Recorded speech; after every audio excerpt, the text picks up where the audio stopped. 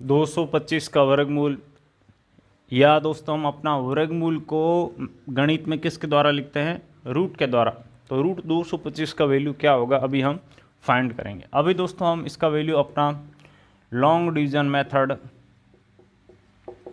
व आपका prime factorisation method यानी गुणनखंड विधि दोनों से निकालेंगे। ठीक है, ओके। तो पहले हम लॉन्ग डिवीजन मेथड से इसको सोल्व कर लेते हैं। लॉन्ग डिवीजन मेथड में आपको यहाँ पे 3 स्टेप फॉलो करने पड़ेंगे। ध्यान से देखिए दोस्तों, इसको हम ऐसे लिख देते हैं। उसके बाद हम इसी के साथ ये भी समझ लेते हैं कि ये आपका कितना डिजिट नंबर है, कितना अंक की संख्या है, 1 2 3, 3 अंक की संख्या है। 3 अंक की संख्या का वर्गमूल कैसे निकालते हैं ये भी आप समझ सकते हैं लॉन्ग डिवीजन मेथड के द्वारा। तो यहाँ पे सिंपल सा प्रोसेस करना होता है, हम बाहर से अंदर की ओर यानी इस साइड बढ़ते हुए, जहाँ पे मेरा मार्कर का टिप है, 2 संख्या को एक साथ लेंगे और ग्रुप बनाते हुए आगे बढ़ेंगे। तो यानी दो अंकों को एक साथ लेंगे, 1 2, ये आपका एक ग्रुप बन गया। उसके बाद अंदर आपका क्या बच गया, अकेला 2 बच गया। ठीक है, अब इस 2 के आधार पे हम एक ऐसी संख्या का चुनाव करेंगे जिसका खुद के साथ गुणा करने पर जो वैल्यू आ रही है वो या तो 2 के दोस्तों क्या होनी चाहिए, बराबर या कम। ठीक है, तो देखिए 1 2 के बराबर तो नहीं है लेकिन क्या है, कम है। इसको कंफर्म करने के लिए हम एक बड़ी संख्या लेंगे, यानी हमने इसका अगला संख्या ले लिया। 1 के बाद क्या आता है, 2 आता है, तो 2 का खुद के साथ गुणा किया, 4 आ गया। 4 क्या देखिए 2 से बड़ा है, तो हमें बड़ा वाला तो नहीं लेना है। यानी ऐसे समझ लो कि यह जो वैल्यू है ये इक्वल टू 2 और लेस देन 2 होनी चाहिए। यहाँ पे 4 क्या आ गया, ग्रेटर देन 2 आ गया। तो ग्रेटर देन नहीं लेना है, बड़ा नहीं लेना है। तो हमने यहाँ पे किसको सेलेक्ट कर लिया, 1 को सेलेक्ट कर लिया। ओके, ये हमारा पहला स्टेप है। उसके बाद सेकंड स्टेप आता है, इसको दोस्तों हम अरेंज करना है। अरेंज कैसे करना है, सिंपल हम ऐसे लिख देंगे, इनका जो गुणा है यहाँ लिख देंगे।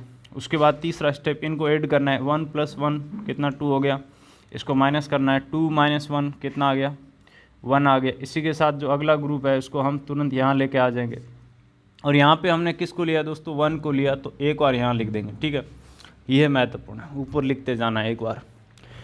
उसके बाद ये जो 2 है इसके पीछे ऐसी कौन सी संख्या लें और उसी का मल्टीप्लाई करें कि आपका ये आ जाए। 5 लिया, 5 का मल्टीप्लाई किया, कितना आ गया दोस्तों, 125 आ गया। किसको लिया दोस्तों हमने, 5 को, तो यहाँ पे एक बार लिख देंगे। उसके बाद माइनस किया, 0 0 आ गया। आगे आपके पास कोई भी संख्या नहीं है, तो ये जो आपके पास वैल्यू आया है 125, ये इसका स्क्वायर रूट यानी वर्गमूल का वैल्यू है। तो यहाँ पे कितना निकल गया, इसका अंडरूट 15 निकल गया। अब देखिए हम अपना गुणनखंड विधि से भी सोल्व करते हैं। सिंपल है, गुणनखंड विधि में आपको क्या करना है, आसान तरीका अपनाना है। इसके हम प्राइम फैक्टर करेंगे। ठीक है, प्राइम फैक्टर करने के लिए दोस्तों आप यानी गुणनखंड करने के लिए, अभाज्य गुणनखंड करने के लिए हमें क्या चाहिए, अभाज्य संख्याएं यानी प्राइम नंबर चाहिए। तो दोस्तों आपके प्राइम नंबर कौन से होते हैं, 2 3 5 7 इत्यादि आपके प्राइम नंबर है। देखिए आपका 2 से डिविजिबल नहीं है, 3 से डिविजिबल है। 3 का डिवाइड किया मैंने, कितनी बार चला गया, 7 टाइम्स 7 3 21 और 5 बार। अगेन आपका 3 से डिविजिबल है, कितना, 2 टाइम और 5 टाइम। अब ये आपका 3 से डिविजिबल नहीं है, किससे, 5 से डिविजिबल है, तो 5 का डिवाइड किया, कितना, 5 टाइम चला गया। 5 में 5 का डिवाइड दोस्तों आपका 1 टाइम चला गया। हमें यहाँ पे क्या चाहिए दोस्तों, इसका अंडरूट का वैल्यू चाहिए यानी स्क्वायर रूट यानी वर्गमूल चाहिए।